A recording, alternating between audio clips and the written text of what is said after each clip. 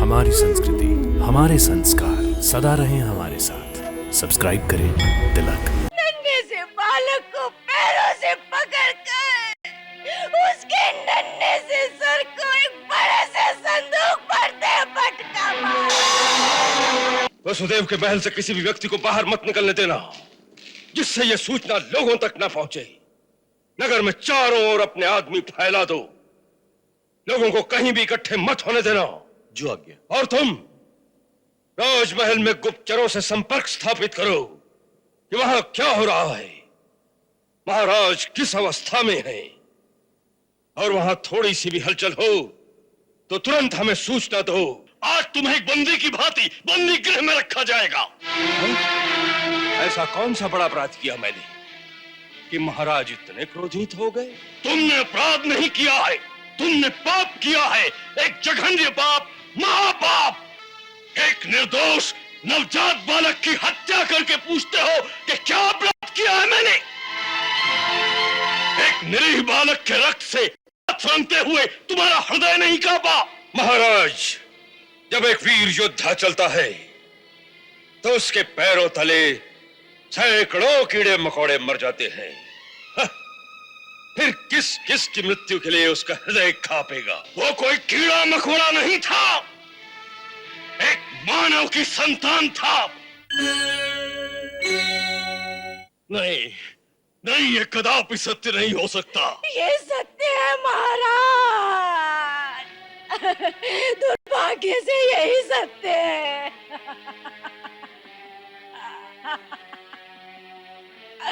उस समय मैं राजकुमारी देवकी की सेवा में रत थी महाराज, जब युवराज और उसके सभी सैनिक वहां आए और उन्होंने सभी दासियों को पकड़ लिया।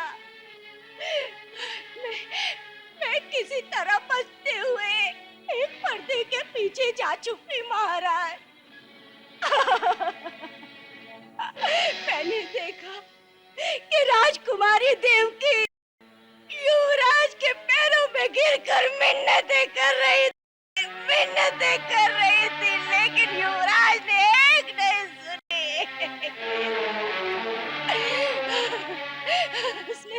उसने नन्हे से बालक को पैरों से पकड़कर उसके नन्हे से सर को एक बड़े से संदूक भरते पटका मारा।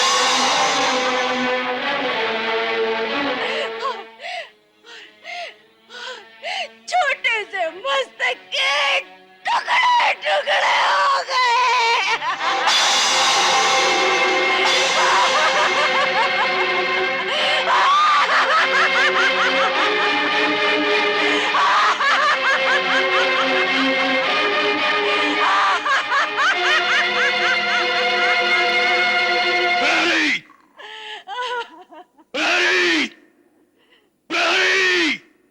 जी महाराज। सेनापति को तुरंत हमारे पास आने के लिए कहो। जो आज्ञा महाराज।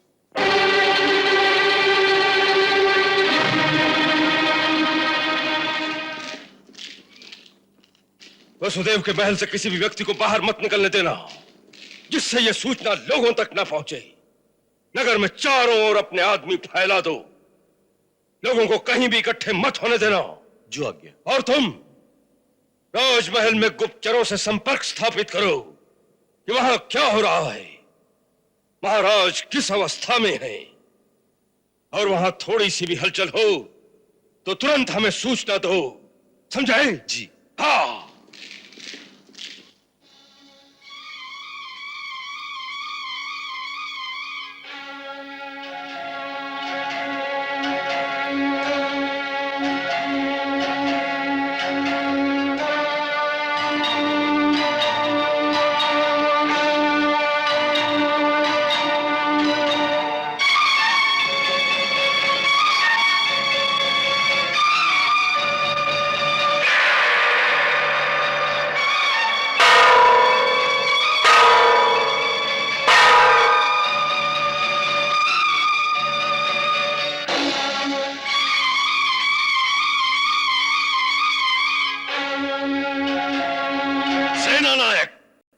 हमने कंस को तुरंत बुलाने का आदेश दिया था, फिर वो अब तक क्यों नहीं आया?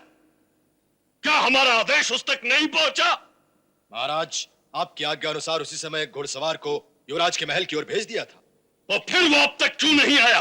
क्या वो हमारी आज्ञा की अवहेलना करना चाहता है? वीरसेन, तुम स्वयं अपने सैनिक ले जाकर उसे बंदी की भांति पकड़कर हमारे सामने उपस्थित करो। वो राज्य का अपराधी है। सैनिक भेजने का कष्ट न करें महाराज।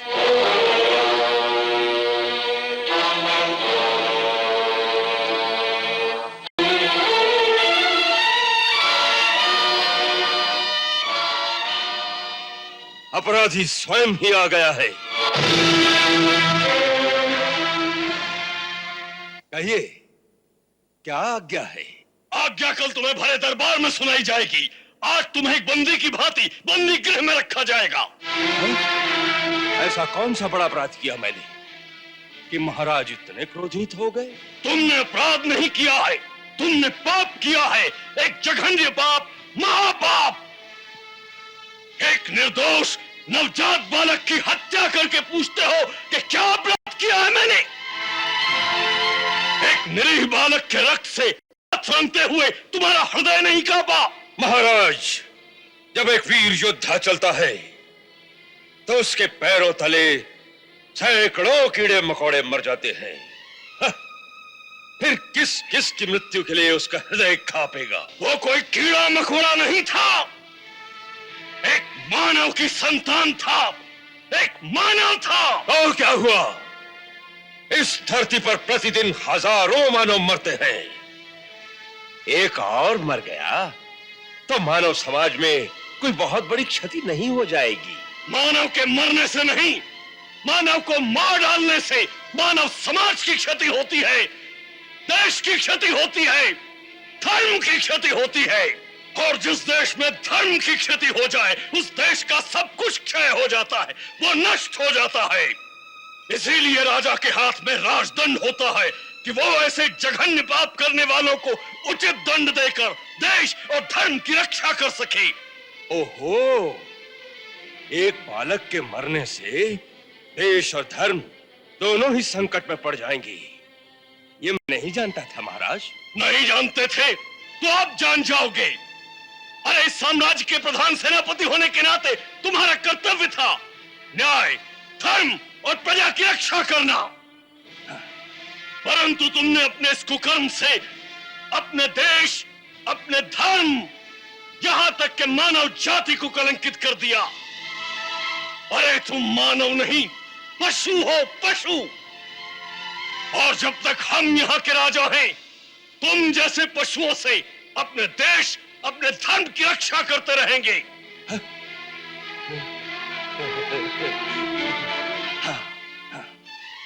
तो उसका एक ही सहल रास्ता है महाराज कि आप राजा ही न रहे।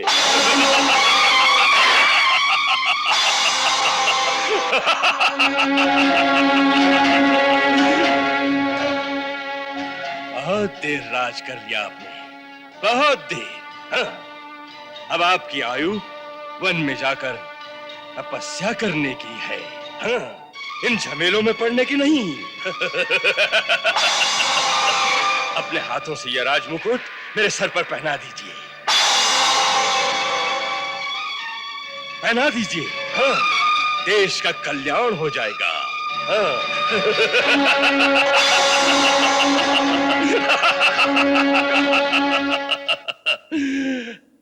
कंस, याद है तुमने एक बार कहा था कि राज्य कोई खीर नहीं जो भूखों में बांट दी जाए। हाँ, उसी प्रकार ये राज मुकुट को खिलौना नहीं जो एक जिद्दी बालक को खेलने के लिए दे दिया जाए। हाँ। इसे मस्तक पर धारण करने के लिए योग्यता होनी चाहिए। योग्यता शक्ति का दूसरा नाम है महाराज। और शक्ति, शक्ति केवल तलवार में है। ये राजद्रोही है, बंदी बना लो इसे। हाँ? जब कंस के हाथ में तलवार हो तो उसके सामने आने का वही साहस करता है जिसे अपने प्राणों का मोह नहीं रहा हो। अपने राजा की आज्ञा का पालन करना हमें अपने प्राणों से अधिक प्यारी है युवराज कंस, इसलिए हमें विवश न करिए तलवार फेंक दीजिए।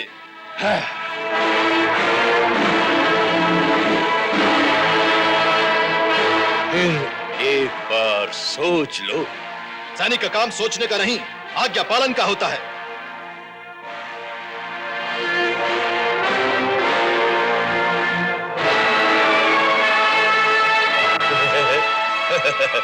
ठीक है, जैसी तुम्हारी इच्छा।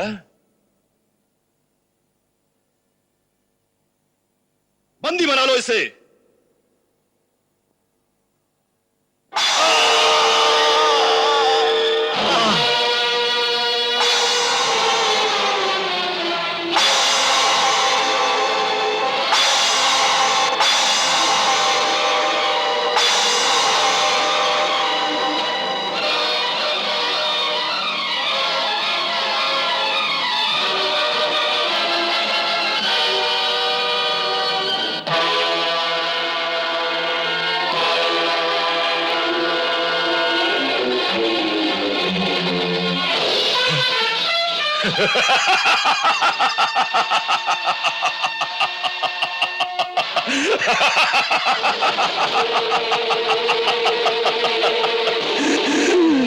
देखा, शक्ति किसके हाथ में है।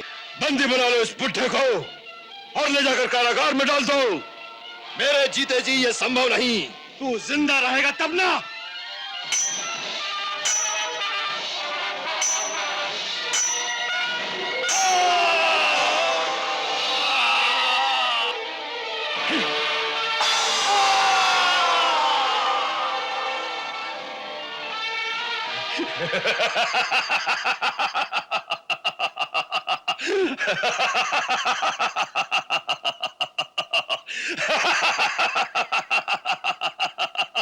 क्यों बुड्ढे, तू मुझे बंदी बनाना चाहता था ना?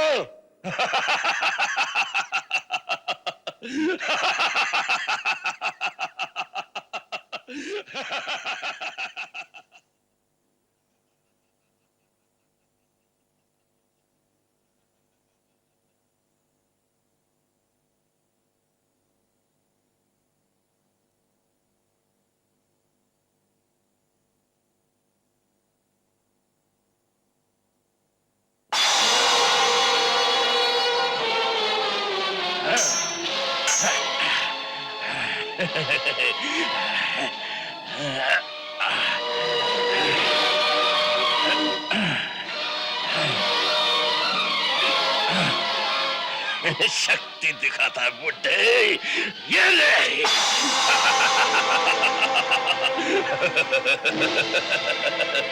बहुत शक्ति दिखा रहा था है? तुम्हारे बुढ़ापे पर मुझे दया आती है। नहीं कंस, मुझे किसी राजद्रोही की दया नहीं चाहिए।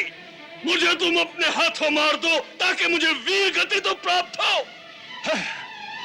वीर गति प्राप्त करना वीरों का काम है। तुम उसके योग्य नहीं हो। ले जाओ इसे मेरे सामने से। नहीं कंस, नहीं कंस, नहीं कंस, कंस, कंस, मेरी तुमसे केवल एक विनती है, तुम मुझे अपने हाथों मार डालो कंस।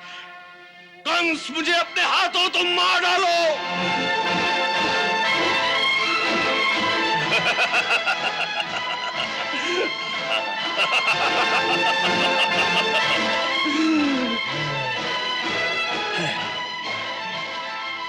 इसे महल की भीतर वाली कालकोठरी में डाल दो। राजमहल से कोई सेवक बाहर न जाए, जिससे ये समाचार नगर तक न पहुंच सके। चारों ओर अपने सैनिक फैला दो, समझाई? हाँ।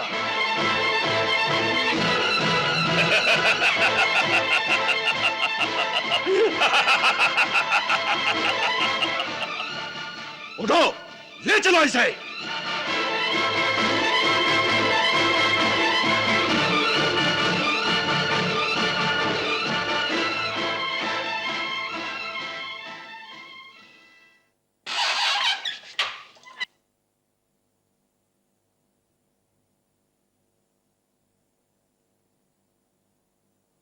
चल बुड्ढे।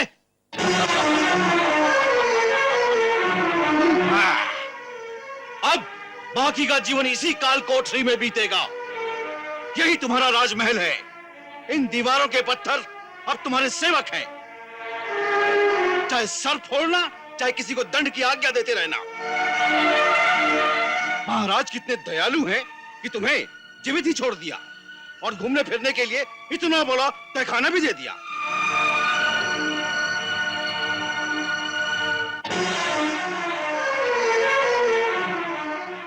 बंद करो।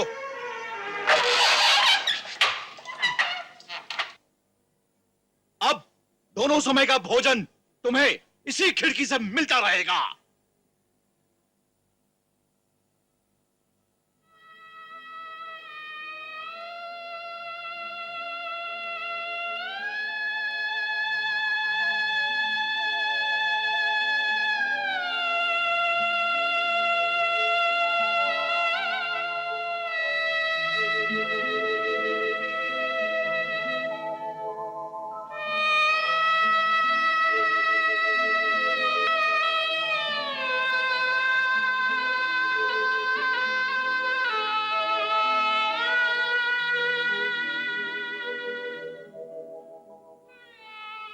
प्रभु, यदि किसी पिता को ऐसा पुत्र देना हो तो उस पर एक कृपा अवश्य करना कि पुत्र जन्म के समय ही उस पिता की मृत्यु हो जाए।